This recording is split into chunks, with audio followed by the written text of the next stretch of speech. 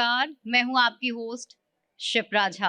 आज संस्कृति, इतिहास और विरासत को संजोकर आधुनिकता और विकास का हम सफर बन चुके पटना शहर में हम लेकर आए हैं सड़क सुरक्षा से जुड़ी अवेयरनेस, इंफॉर्मेशन एंड डिस्कशन का सबसे बड़ा मंच, सड़क सुरक्षा अभियान 2024 संवेदना का सफर। और इस मुहिम के नॉलेज पार्टनर हैं सेव लाइफ फाउंडेशन। सड़क सुरक्षा अभियान 2024 का इस नेशन वाइड कैंपेन का मकसद सिर्फ आपकी जिंदगी को बचाना ही नहीं, बल्कि आपके ड्राइविंग बिहेवियर को सुधारना भी है, ताकि आप नियमों का पालन करते हुए, ट्रैफिक रूल्स को निभाते हुए ड्राइविंग करें और सुरक्षित रहें। ये चर्चा इसलिए भी अहम हो जाती है क्योंकि जो ताजा आंकड़े सामने आए हैं वो डराने वाले हैं और इसलिए हमें ये समझना पड़ेगा। अगर मैं कुछ आंकड़ों की बात करूं तो सड़क दुर्घटना में होने वाली करीब 44% यानी तकरीबन आधी मौतों का कारण टू व्हीलर्स होते हैं। सड़क पर होने वाली मौतों में लगभग 20% मौतें पैदल चलने वालों की वजह से होते हैं। सड़क हादसों के वक्त वहां जो मौजूद लोग हैं उनकी जिम्मेदारी काफी अहम हो जाती है। अगर वो सही समय पर दुर्घटना में घायल व्यक्ति को अस्पताल पहुंचा दें तो ऐसे करीब 70,000 लोगों की जान हम बचा सकते हैं और इसलिए वहां पर मौजूद जो लोग हैं उनकी भूमिका सबसे अहम होती है। तो सड़क सुरक्षा को ध्यान में रखकर बनाए गए कानून और मुहिम जो हैं तभी कामयाब होते हैं जब हम भी उसे जिम्मेदारी से निभाएं।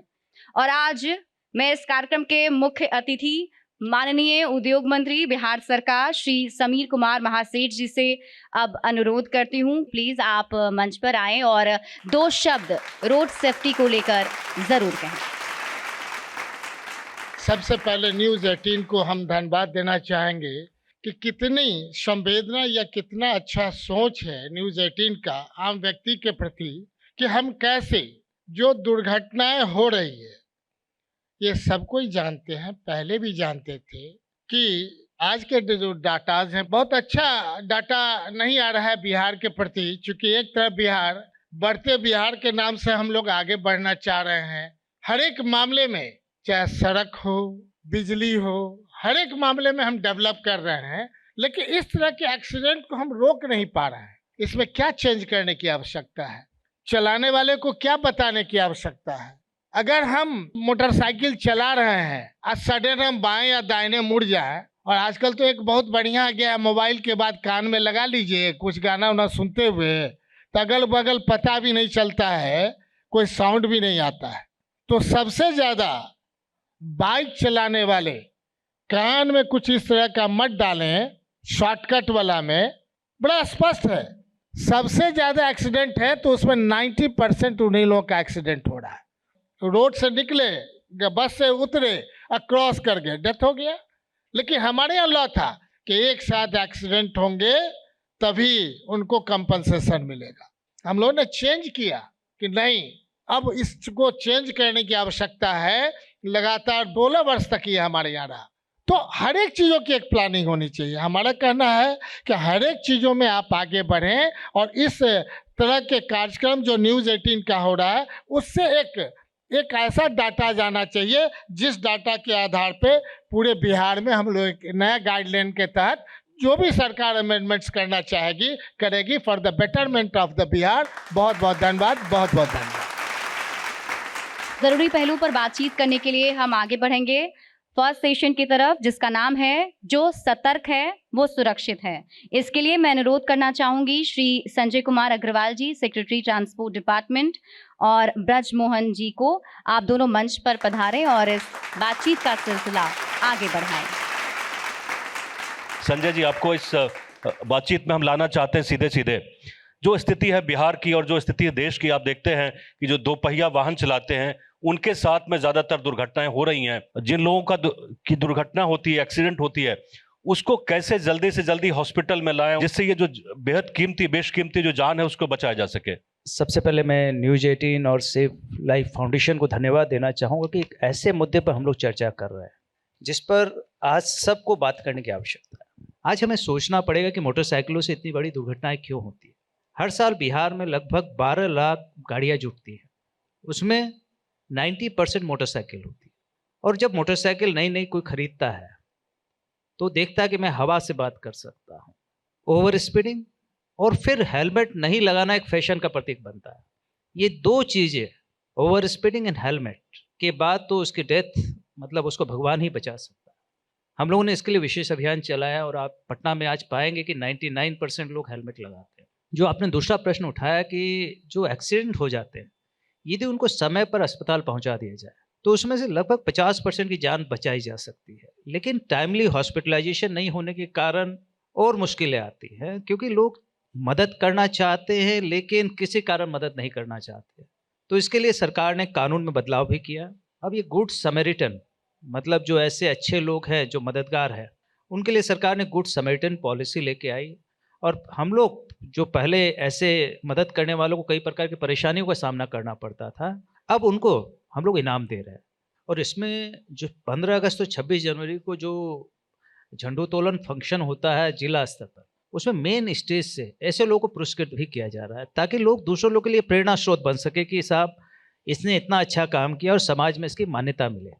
तो मैं चाहूँगा कि न्यूज़ 18 के माध्यम से और बाकी मीडिया हाउसेस भी ऐसे लोगों को कहीं ना कहीं हीरो बनाए, क्योंकि जब ऐसे लोग हीरो बनेंगे तो बाकी लोग भी उनको देख करके प्रभावित होंगे और मदद के लिए सामने आएंगे। जिन लोगों का दुर्घटना मान लेते हैं कि हो जाता है तो उनको न्याय दिलाने में और खास करके जो मुआवजा है, क्योंकि मुआवजा एक बहुत बड़ा पार्ट है कि मुआवजा मिले तो कम से कम परिवार एक तरह से संभल जाता है उनका, इसमें कहाँ तक सफलता मिली आप लोगों को? देखिए इसमें ये बहुत ही बड़ा विषय था और जैसे माननीय मंत्री जी ने भी जिक्र किया कि बिहार में पहले प्रोविजन था कि अगर एक से अधिक लोग मरेंगे तभी हम लोग मुआवजा देते थे। तो उसको राज्य सरकार ने इस नियम को बदला और राज्य सरकार ने अभी बहुत बड़ी पहल की है और इसी 1 जनवरी से पूरे राज्य में स्पेशल कोर्ट क्रिएट किए गए हैं जिसमें डेडिकेटेड जजेस को लगाया गया है जो केवल एक्सीडेंट विक्टिम्स को न्याय दिलाएंगे। और एक्सीडेंट विक्टिम्स को न्याय दिलाने के लिए स्पेशल कोर्ट्स बनाए गए हैं। साथ ही एक हिट एंड रन का बहुत महत्वपूर्ण मामला है। ऑनरेबल सुप्रीम कोर्ट ने एक जजमेंट दिया है कि हिट एंड रन के मामलों में तुरंत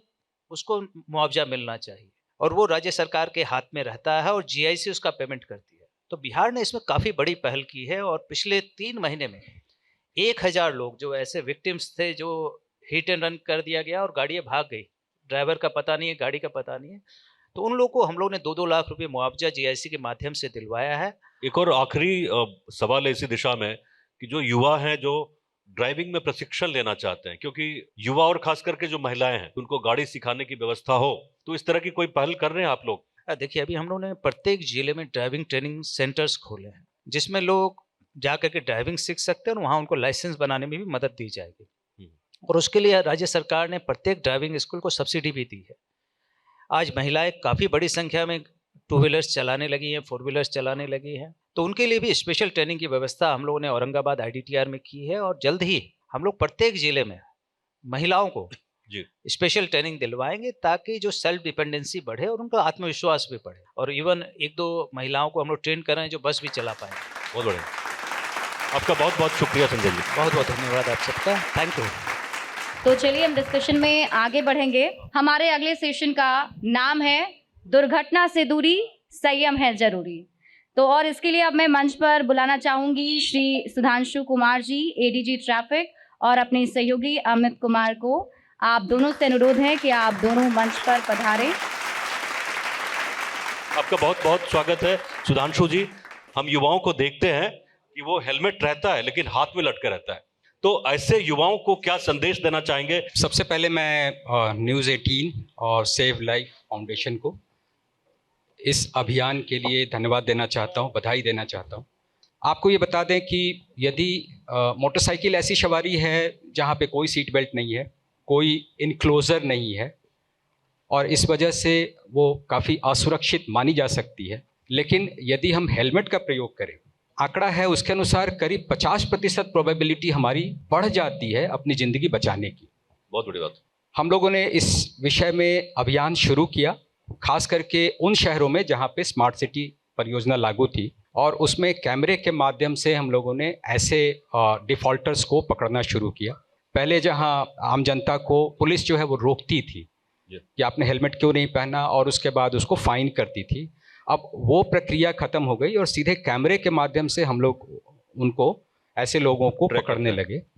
उससे एक तरफ शिकायतें भी कम हुई और दूसरी तरफ लोगों का इस तरफ जागरूकता भी बढ़ी। बीच में हमने एक सर्वे भी कराया था, उससे ये पता चला कि करीब करीब 99% हेलमेट रूल का अनुपालन हो रहा है पटना शहर में। लेकिन सर एक सवाल यहाँ पे इसी से जुड़ा हुआ है। आपने कहा कि फाइन कर रहे हैं, लेकिन क्या चालान और सजा से आम नागरिकों में ट्रैफिकों का नियम पालन करने की आदत बढ़ रही है, ये महसूस कर रहे हैं आप? देखिए, युवा जो है वो स्वभावतः ज़्यादा रिस्क टेकिंग होता है, यंग ब्लड के चलते ज़्यादा रिस्क लेने की उसमें कैपेसिटी होती है और वो परवाह नहीं करता कि हमारा परिवार इसके चलते सफ़र कर सकता है।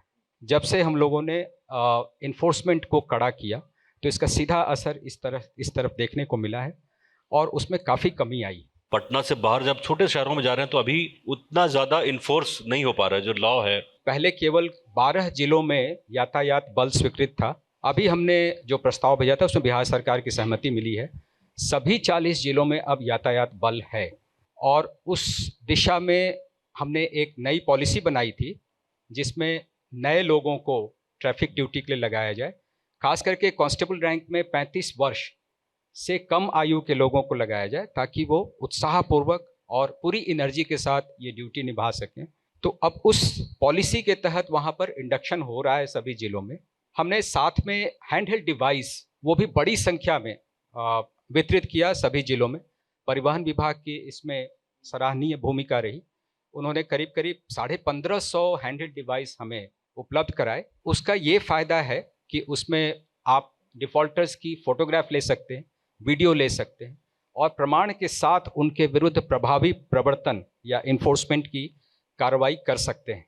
आप क्या महसूस करते हैं कि कौन से इलाके हैं जहाँ पे ज़्यादा एक्सीडेंट होते हैं और रूरल इलाके में यातायात नियमों का पालन करवाना कितना टफ है? एक्सीडेंट प्रोन इलाके हैं वो आम तौर पे ऐसे इलाके हैं जहाँ पर स्पीड वायलेशंस ज़्यादा होती हैं। स्पीड वायलेशन वहीं होगी जो आमतौर पे देहाती क्षेत्र होंगे जहाँ लंबा स्ट्रेच मिलेगा उसको अपनी गाड़ी अधिक स्पीड में चलाने का। तो इसलिए देहाती क्षेत्र में आमतौर पे ज़्यादा इस तरह की घटनाएं होती हैं और उसका मुख्य कारण स्पीड है।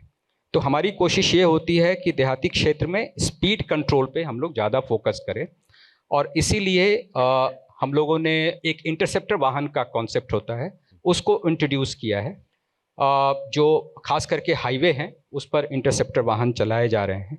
मैं यहाँ से ये बताने में खुशी महसूस करता हूँ कि अभी परिवहन विभाग ने हमारे लिए करीब 54 हाईवे पेट्रोल कम इंटरसेप्टर वाहन की स्वीकृति दी है जो खरीद की प्रक्रिया में है। उससे हमें उम्मीद है कि हम जो नेशनल हाईवे है वहाँ पर सुरक्षित यात्रा को कामयाब करने में बहुत हद तक मददगार साबित करेंगे। जो यूथ होते हैं वो बाइक भी चलाते हैं, साथ में मोबाइल का भी इस्तेमाल करते हैं। साइकिल पे चला रहे हैं मोबाइल देख रहे हैं, कार चला रहे हैं मोबाइल पे मैसेज देख रहे हैं। तो मुझे लगता है कि इसको भी रोकने की जरूरत है। सड़क जो है वो पब्लिक गुड्स है, तो जब हम इसका इस्तेमाल करते हैं तो हमें न केवल अपना ध्यान रखना है बल्कि अगल बगल हमारे चलने वाले अन्य सहयात्रियों का भी ध्यान रखना है। और इसलिए हमारी ये जिम्मेवारी बनती है कि हम बहुत जिम्मेदारी से गाड़ी चलाएं या इवन पैदल चल रहे हैं तो पैदल अपने निर्धारित क्षेत्र में चलें ताकि इस तरह की दुर्घटना ना हो। अब यदि मोबाइल वो यूज़ कर रहे हैं तो ये डिस्ट्रैक्शन कहीं ना कहीं दुर्घटना को आमंत्रण देता है। तो इसलिए निश्चित रूप से इस पर लगाम लगाने की आवश्यकता है। लेकिन जैसा मैंने कहा कि प्रायोरिटी हमारी डिसाइड होती है जो एविडेंस बेस्ड हमारे पास आंकड़े होते हैं उसके आधार पे। तो हम लोगों ने उसी तरीके से सबसे पहले गति नियंत्रण पर विशेष ध्यान देना शुरू किया। जो मोटरसाइकिल वाले थे जिनकी सबसे ज़्यादा मृत्यु होती थी उन पर हम लोगों ने फोकस करना शुरू किया, कार चालकों पे फोकस करना शुरू किया और इस तरीके से हम लोग क्रमशः ऐसे सभी क्षेत्रों को कवर करेंगे जहां पर जो मुख्य रूप से किसी भी तरह की सड़क दुर्घटना में अपना योगदान देते हैं। आपका बहुत बहुत शुक्रिया सुधांशु जी इस कार्यक्रम में भाग लेने के लिए और लोगों को जो कानून है, मौजूदा कानून है और किस तरह से सड़क पे यात्रा करते हैं उनको सब कुछ बताने के लिए आपका बहुत बहुत शुक्रिया। धन्यवाद। तो बढ़ते हैं अगले सेशन की तरफ जिसका नाम है जागरूक रहें सुरक्षित रहें। इस सेशन में हम नियमों के बारे में बातचीत करेंगे कि क्या क्या नियम हैं जो आम लोगों को भी समझना बहुत जरूरी है, जिसके लिए मैं मंच पर आमंत्रित करना चाहूंगी doctor Subhash Chandra ji LNJP hospital और श्री शांतनु कुमार जी एडवोकेट पटना हाईकोर्ट को। आप दोनों से अनुरोध है कृपया मंच पर आएं। बहुत बहुत शुक्रिया सुभाष जी आपका और शांतनु जी आप दोनों का। आपसे सवाल होगा क्योंकि आप डॉक्टर हैं और आप मुझे बताएं कि क्या वो गोल्डन आवर होता है जिस दरमियान जो दुर्घटना में घायल व्यक्ति है उसे अस्पताल पहुंचाया जाए। वो आदमी गिर गया, रोड पे है, उसको जितना जल्दी से जल्दी हॉस्पिटल पहुंचा दे, इसकी जानकारी लोगों में होना चाहिए। लोग घबराते हैं, वो भीड़ देख करके उसके पास नहीं जाते हैं कि इसको अगर हम लेके जाएंगे पुलिस केस होगा, इंजरी का वो मामला आएगा, तो वो लोग इससे बचना चाहते हैं। लेकिन ऐसी कोई बात नहीं होती है। जैसे उसको अगर तुरंत हम पहुंचा दें, कुछ तो फर्स्ट एड हर एक लोगों को जानना चाहिए। अगर वो ब्लीड कर रहा है तो कोई भी रुमाल हो, कुछ हो, उसको बांध देना चाहिए जिससे कि उसकी ब्लड लॉस नहीं हो। और ट्रांसपोर्टेशन का भी ध्यान रखना चाहिए। एक नंबर है 108, कोई भी उसको कॉल कर सकता है। पटना जिला में खास करके ये एम्बुलेंस पटना में कई जगह पर अवस्थित है, तो इसलिए फर्स्ट एड का भी ट्रेनिंग होना चाहिए। रेड क्रॉस के तरफ से, पटना रेड क्रॉस जो है उसके तरफ से फर्स्ट एड ट्रेनिंग होता रहता है और युवाओं को इसमें ट्रेनिंग दी जाती है, सर्टिफिकेट भी मिलता है, तो लोग को जानकारी होना चाहिए। और जैसे न्यूज़ 18 है तो इसके माध्यम से कभी कभी ऐसा भी कार्यक्रम करना चाहिए लोगों के बीच में जागरूकता फैलाने के लिए। जब हम किसी को हॉस्पिटल पहुंचाते हैं तो जो व्यक्ति उसके साथ होता है वो काफी बार वो डरता है और इसलिए डरता उसे है। नहीं पढ़ना पड़ता है। इसका हाँ। सवाल का जवाब मैं शांतनु जी आपसे लेना चाहूंगी। क्या कुछ प्रॉब्लम आते हैं जो लोग डरते हैं और क्यों उनको डरना नहीं चाहिए? डरने की बात होती है, ये 10 साल पहले तक था कि कोई लेके नहीं जाना चाहता था, क्योंकि हॉस्पिटल जाते पहले रिकॉर्ड में लाने वाले का नाम लिखा जाता था, बाद में पेशेंट का नाम लिखा जाता था और पुलिस उससे इंक्वायरी करती ही करती थी। साथ में घर वाले सबसे अधिक परेशान उसको करते थे। और अभी लॉ में काफ़ी अमेंड हो गया और पिछले 10 सालों में हमारे बिहेवियर पैटर्न में भी चेंज हो गया है लॉ में अमेंडमेंट के बाद। अब कोई भी आदमी जो नियरेस्ट हॉस्पिटल में उसको पहुंचा रहा है, पुलिस उसको एक बार से ज़्यादा इंट्रोगेट मैक्सिमम नहीं कर सकती है और उनके खिलाफ किसी भी तरह के कानूनी कार्रवाई की बात नहीं होगी। इसी बीच मैं आपसे ये भी जानना चाहूंगी, गुड सैमरिटन लॉ 2016, इसको अगर आप थोड़ा एक्सप्लेन कर पाए, लोगों को आम भाषा में समझा पाए। लॉ इम्प्लीमेंटेशन एजेंसीज की तरफ से लोगों को इनकरेज करने के लिए गुड सैमरिटन लॉ लाया गया और कई जगह इसके पोस्टर भी लगाए गए हैं। अभी 5,000 रुपये तक उनको मिल रहा था, अब 10,000 रुपये उनको अवार्ड मिलेगा। डॉक्टर सुभाष, बहुत बार रोड एक्सीडेंट के केसेस में हम देखते हैं कि संवेदना का अभाव होता है और हमने भी आज ये थीम रखा है संवेदना का सफर। इसको लेकर आप क्या कहना चाहेंगे और क्या मैसेज देना चाहेंगे? आप खुद समझिए कि कभी हम भी विक्टिम हो सकते हैं और अगर हम इस तरह से सोचें कि ये हमारे किसी न किसी तरह से रिलेटेड है, क्योंकि कभी कभी आप जब अपने किथ एंड किन को ट्रीटमेंट के लिए ले जाते हैं तो कितनी संवेदना रहती है, आप उसके पीछे लगे रहते हैं, आप उसको चाहते हैं कि हर अच्छी तरह से उसका इलाज कराएं। तो उसी तरह एक अननोन व्यक्ति को अपना हमसफ़र अपने एक आइडेंटिफाई करके उसको समझना चाहिए। यही अगर हमारे अंकल होते तो हम क्या करते, फिर आपसे कोई गलती नहीं होगी। और चिकित्सक के भी, हम तो, मेरे यहाँ काफ़ी चिकित्सक लोग हैं, हम अपने चिकित्सकों को यही बताते हैं कि मेडिकल ट्रीटमेंट में अगर आप उससे अच्छे से बात कर लिए, पेशेंट को थोड़ा बिल्कुल आधा काउंसलिंग कर दिए तो आधी बीमारी उसकी, आधी चिंता और वो खत्म हो जाता है। बहुत बहुत शुक्रिया आप दोनों का हमारे साथ जुड़ने के लिए और सार्थक चर्चा करने के लिए। थैंक सड़क सुरक्षा अभियान 2024 संवेदना का सफर knowledge partner Save Life Foundation के मंच पर सड़क सुरक्षा, ड्राइविंग बिहेवियर में बदलाव और अवेयरनेस के साथ साथ सावधानी से जुड़े कई जरूरी इश्यूज पर आज बातचीत की गई। इसके लिए हम अपने सभी पैनलिस्ट और एक्सपर्ट्स का शुक्रिया अदा करते हैं। आप सभी ने अपनी मौजूदगी से आज का ये आयोजन सफल, शानदार और यादगार बनाया है और सड़क सुरक्षा अभियान 2024 संवेदना का सफर की इस नेशन वाइड कैंपेन को मजबूती दी है। Thank you everyone.